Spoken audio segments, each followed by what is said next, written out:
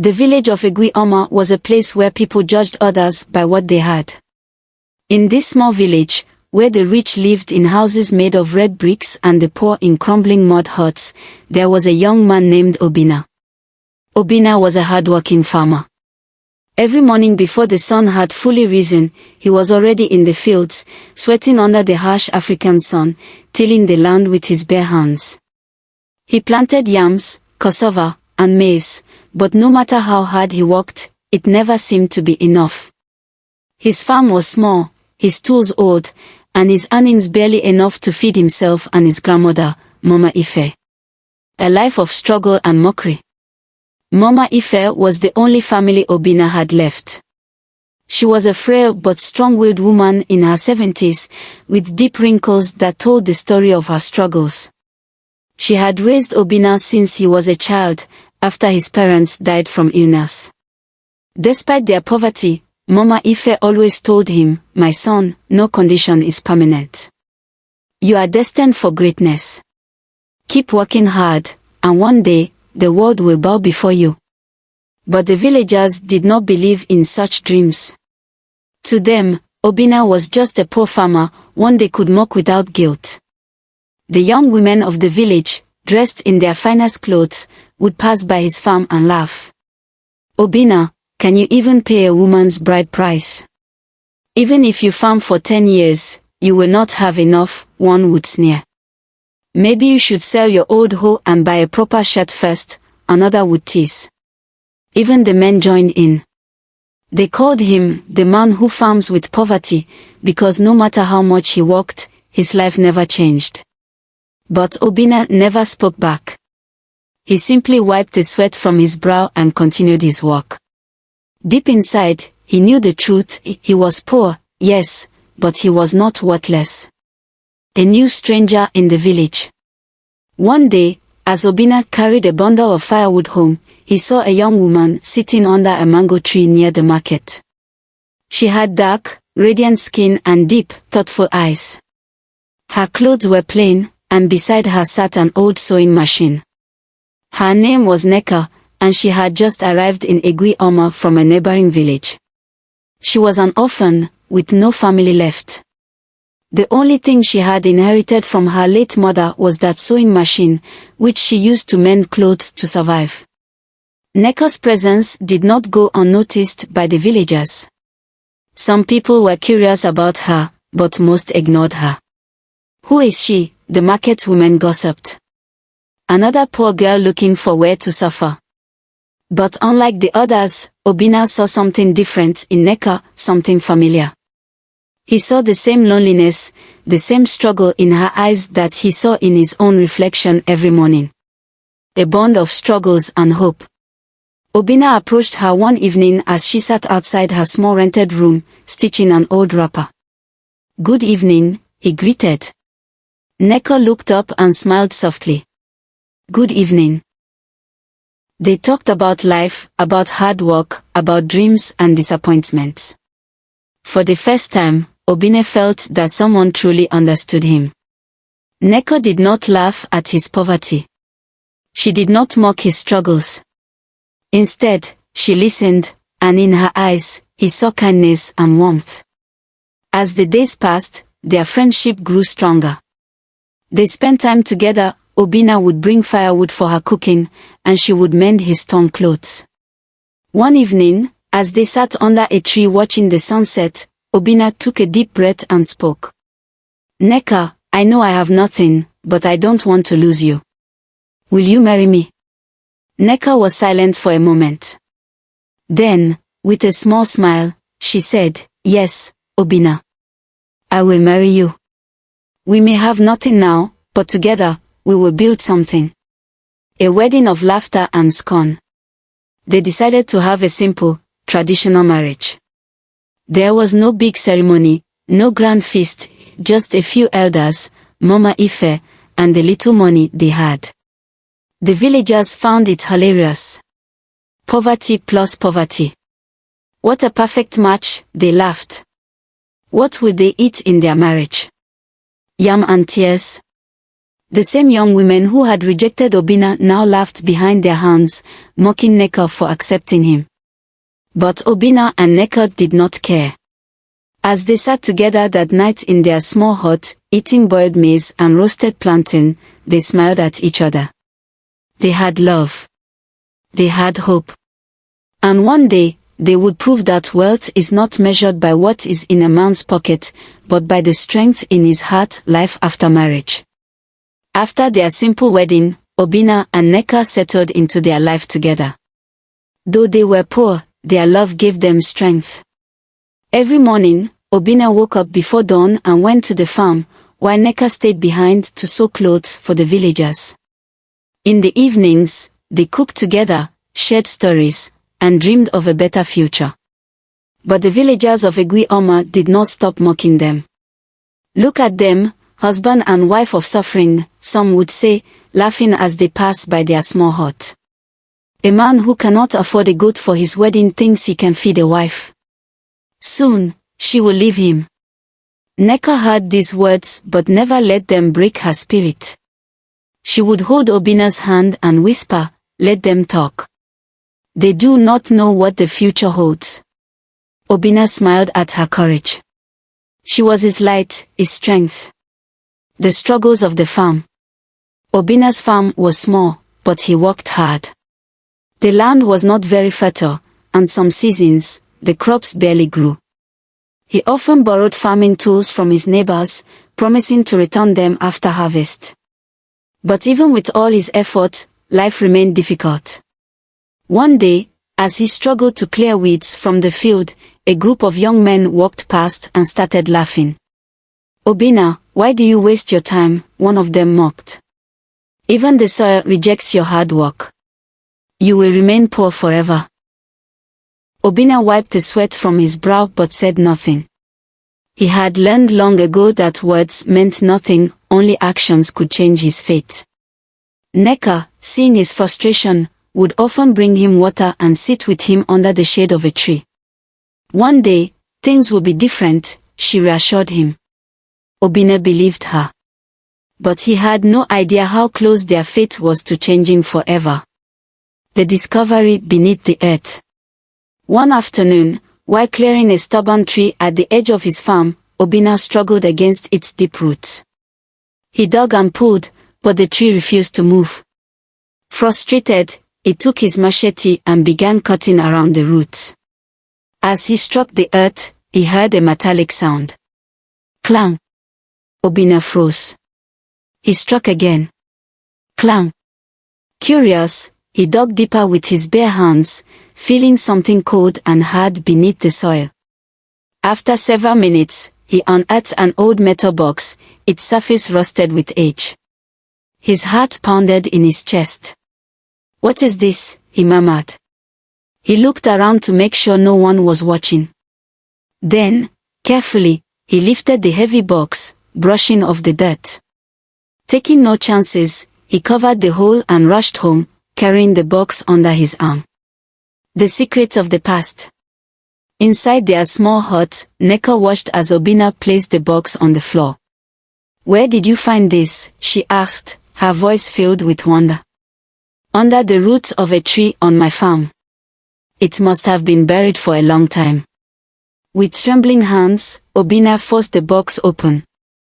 Inside, they found something incredible, ancient gold coins, still shining beneath the dust of time. Alongside the coins was a folded, faded piece of paper. Obinna picked up the paper carefully, his hands shaking. The writing was old, but still readable. He began to read aloud. "To the one who finds this, know that you stand upon the land of kings. I, Isobiora, the last true ruler of this land, buried this treasure before I was forced to flee. This land is the legacy of my bloodline. May the one who uncovers it be wise, for fortune and danger walk hand in hand." Silence filled the room. Nneka stared at Obinna. "Obinna, your name means, heart of the father. Could it be? Could you be related to this king?" Obinna's mind raced. He had always known that his ancestors once had land, but no one in his family had ever spoken about royalty. His grandmother, Mama Ife, had only told him stories of hardship and survival. Could it be possible? Could he be the descendant of a forgotten king? A secret between them. Obinna and Nneka sat in silence for a long time, staring at the gold and the letter. They knew one thing for certain: this treasure was powerful, but dangerous. If we tell the village, they will try to take it from us, Nneka said, her voice low. Obinna nodded. We must keep this a secret, at least until we know what to do. For now, they decided to hide the box beneath their bed, wrapped in an old cloth. That night, as they lay on their simple mat, Obinna whispered, "Maybe this is the change we have been waiting for." Nneka smiled and held his hand. "Whatever happens, we will face it together." Outside, the wind whispered through the trees, as if carrying the voices of the past. The land had finally revealed its secret. But what would they do next, a secret too big to keep? Obinna and Nneka spent the next few days trying to act normal, but the weight of their discovery sat heavily in their minds. Every time Obinna stepped onto his farm, he wondered who else had walked this land before him. What other secrets lay beneath the soil? At night, they whispered in the darkness, debating what to do next. "We cannot keep this treasure hidden forever," Nneka said one evening. "We need guidance." Obinna nodded. There was only one person he could trust with something this important, Chief Okonkwo, an elder who had once served as a royal advisor in the city. The next morning, Obinna approached his grandmother, Mama Ife, and told her everything.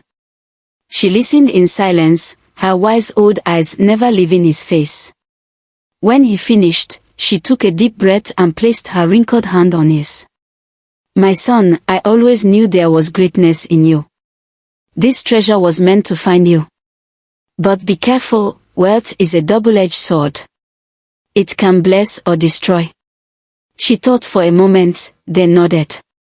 "Go to Chief Okonkwo. He is a man of honor. He will know what to do." The journey to the city. Early the next morning, Obinna and Nneka packed their belongings. They wrapped the gold coins and the letter in cloth and hid them deep inside Nneka's sewing bag. Saying goodbye to Mama Ife, they boarded a rickety old bus heading for the city. The journey was long, the roads dusty, but they held on to each other, excited and nervous about what lay ahead.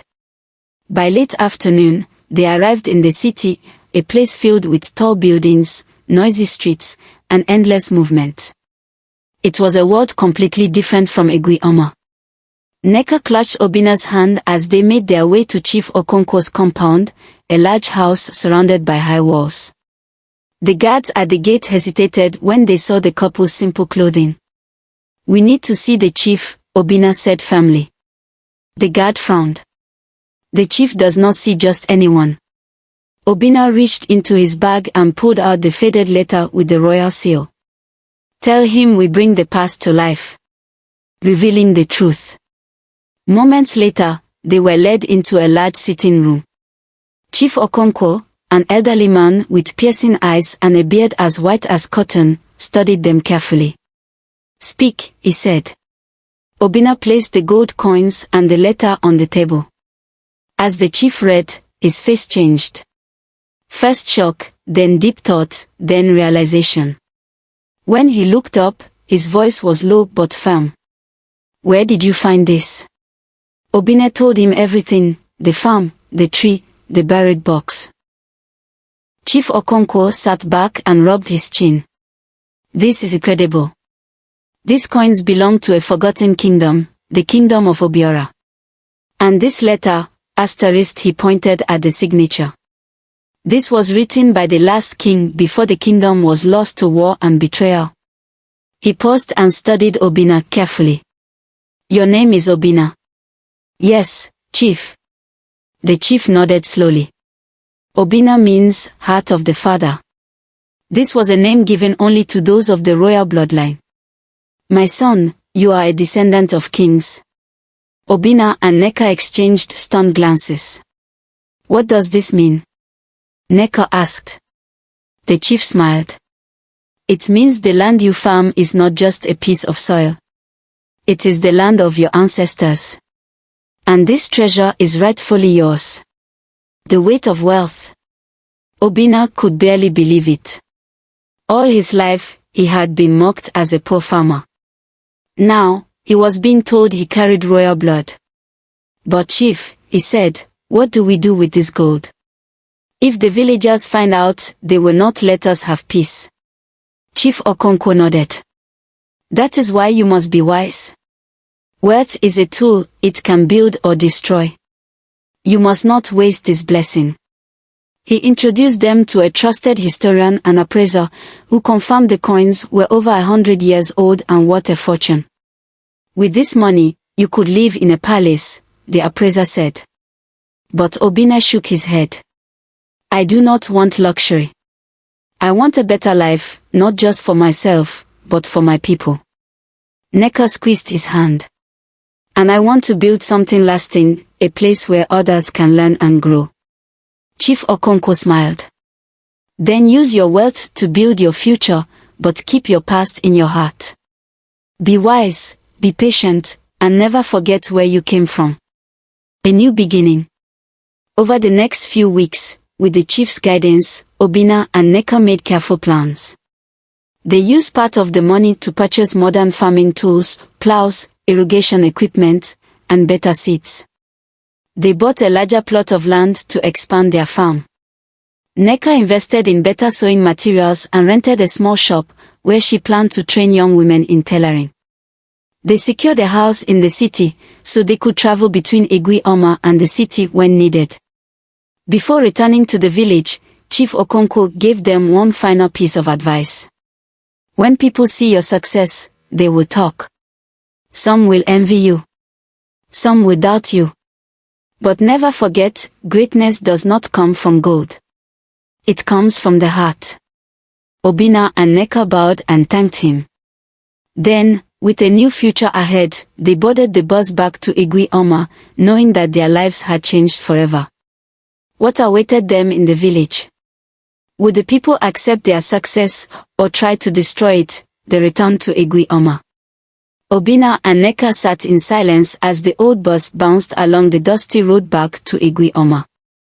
The same road they had traveled in uncertainty was now the path to their new beginning. They had come back not as the poor, struggling couple the village once mocked, but as people with a vision and a plan. When they arrived, the villagers barely noticed them at first. Life in Egui-Oma moved as it always had, women fetching water, men working in the fields, children playing in the dust. But soon, whispers began. Did you see Obinna?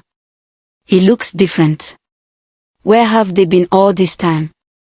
The same people who once laughed at them now looked at them with curiosity. Obinna didn't speak much, he let his actions speak for him. Transforming the land. The first thing he did was expand his farm. Using the money from the treasure, he bought new land and hired workers from the village, the same men who once mocked him.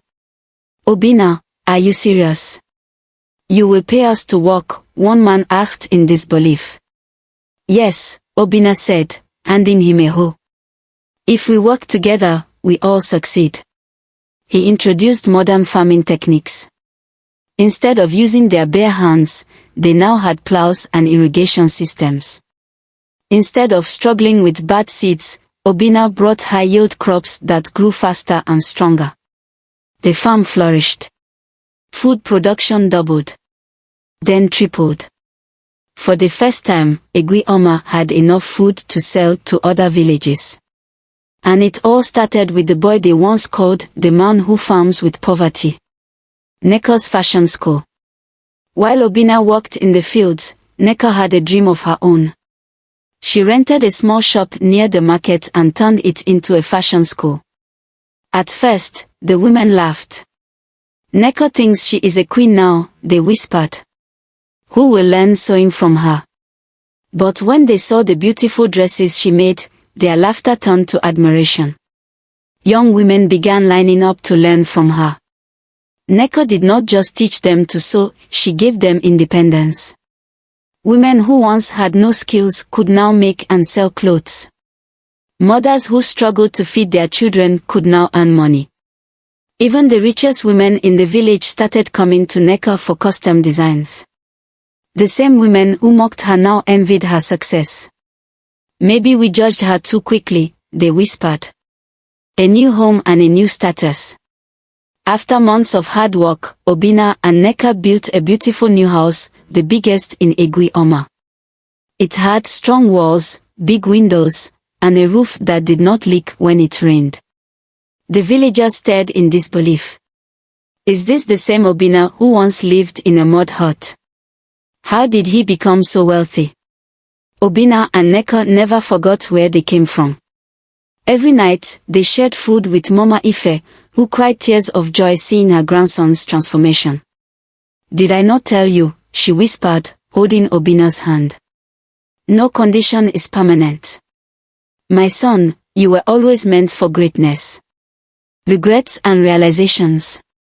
One by one, the women who had once rejected Obinna began visiting his farm and Nneka's shop. Obinna, you look so different now, one of them said, smiling sweetly. You have grown into such a fine man. Nneka, you are so lucky, another sighed.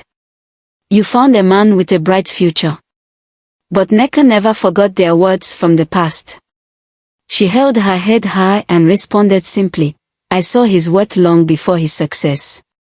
And that was the truth. Honored by the village elders. One evening, the village elders sent for Obinna. He arrived at the chief's palace, where the oldest men of Egwi-Oma sat waiting for him.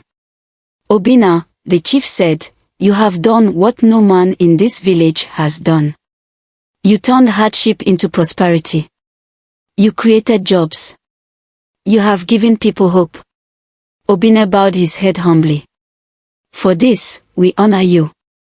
In front of the entire village, the chief poured palm wine onto the ground, a symbol of blessing and respect. From this day forward, you will sit among the elders of Egwi-Oma. And your children will inherit a name of honor.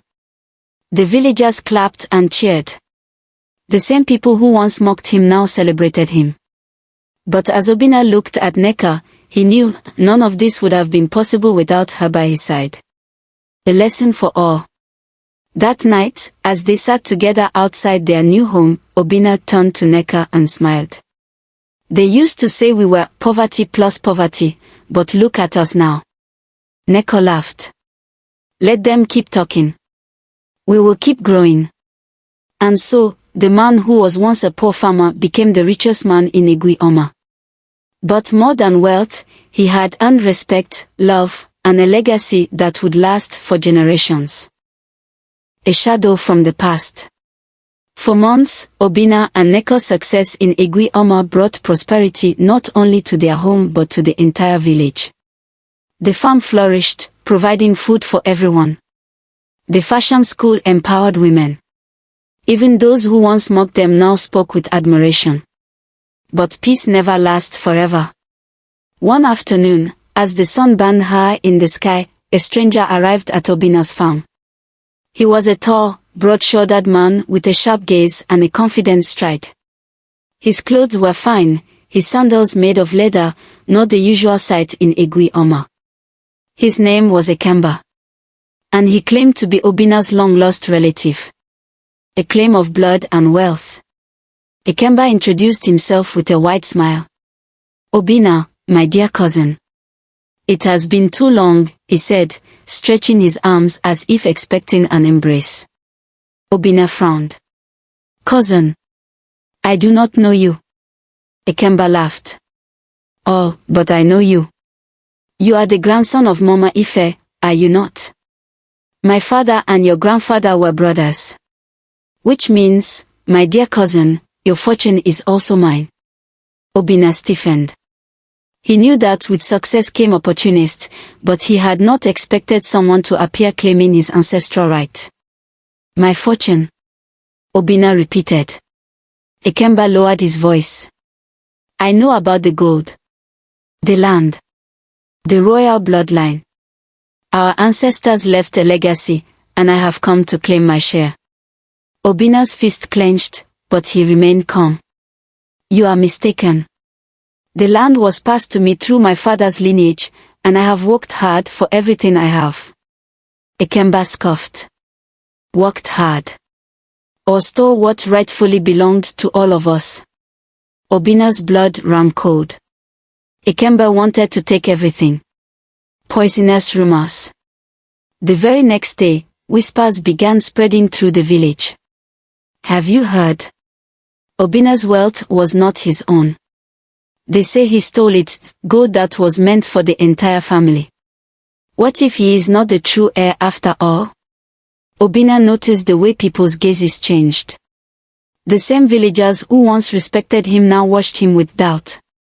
Some stopped greeting him. Others hesitated before coming to work on the farm.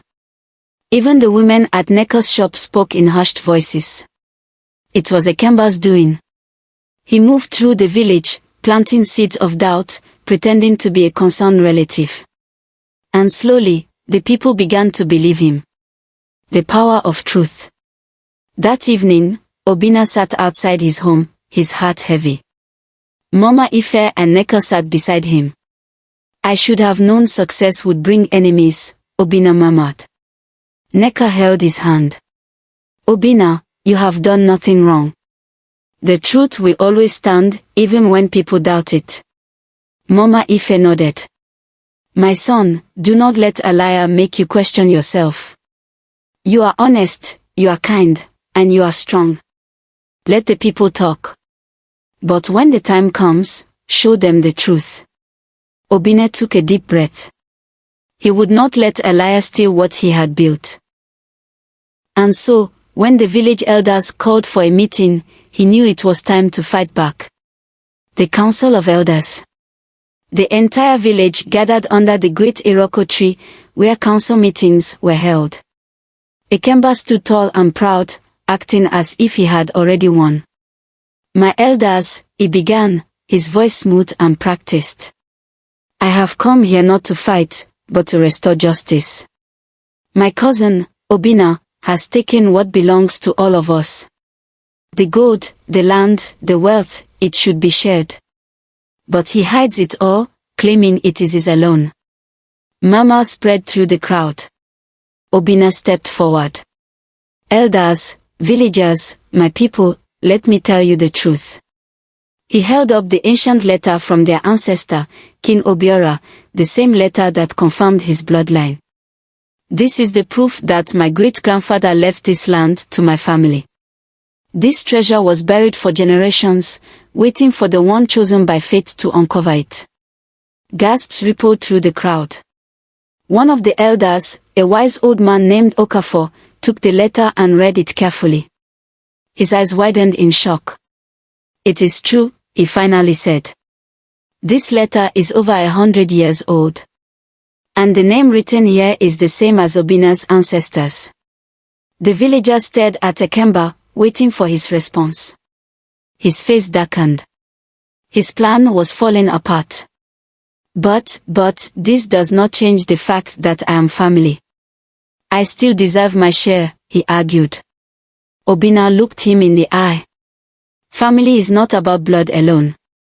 It is about loyalty, honesty, and respect. You did not come to build with me. You came to take what you did not earn. The elders murmured in agreement. Ikemba, the chief said at last, you came here with lies and greed. Obina is the rightful heir. You have no claim here.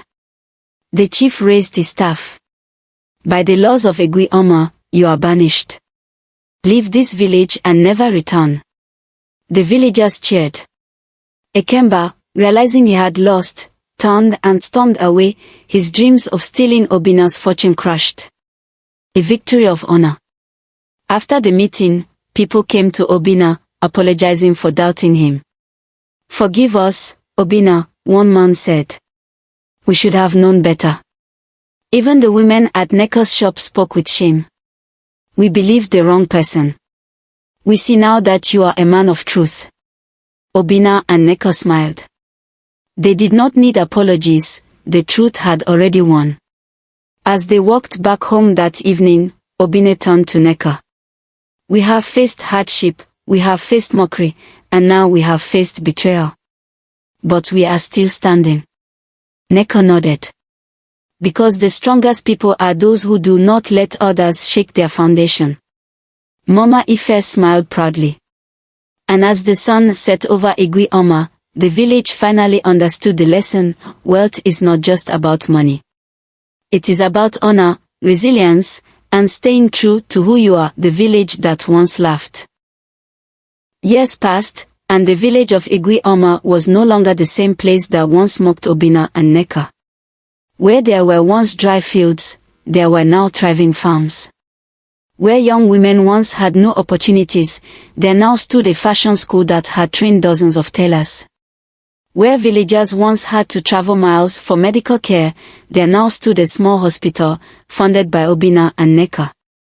The couple, once the laughingstock of the village, had become its greatest blessing. Their home of growth and gratitude. Their home had grown, too.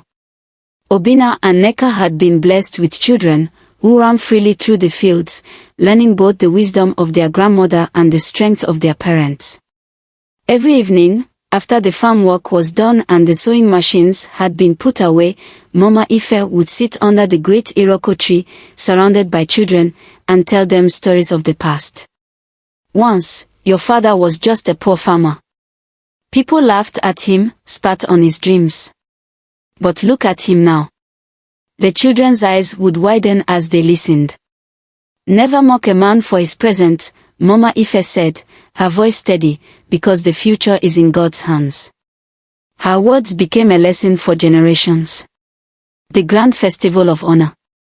One day, the village elders called for a great festival in honor of Obinna and Nneka. No longer were they seen as outcasts, they were legends, living proof that perseverance and faith could change fate. The villagers gathered in the village square, dressed in their finest clothes. Drummers played, children danced, and the air was filled with the sweet scent of roasted yams and fresh palm wine. When Obinna and Nneka arrived, the people stood and clapped. They were no longer the boy who farmed with poverty or the girl who married into suffering. They were builders, leaders, and examples of hope. The chief stood and raised his staff. Today, we honor two people who have shown us the power of hard work, love, and faith. They turned their struggles into strength. They built not just for themselves, but for all of us. The crowd cheered. Obinna and Nneka held hands, smiling. They had once fought against rejection, poverty, and betrayal. Now, they stood in the light of victory. A future of promise. As the festival continued, Obinna whispered to Nneka, "We have come far, haven't we?" Nneka smiled. "And we are not done yet. Because true success is not measured by wealth alone, it is measured by how much you lift others up along the way." And in Egui Oma, thanks to them, the next generation had already begun to rise. The end.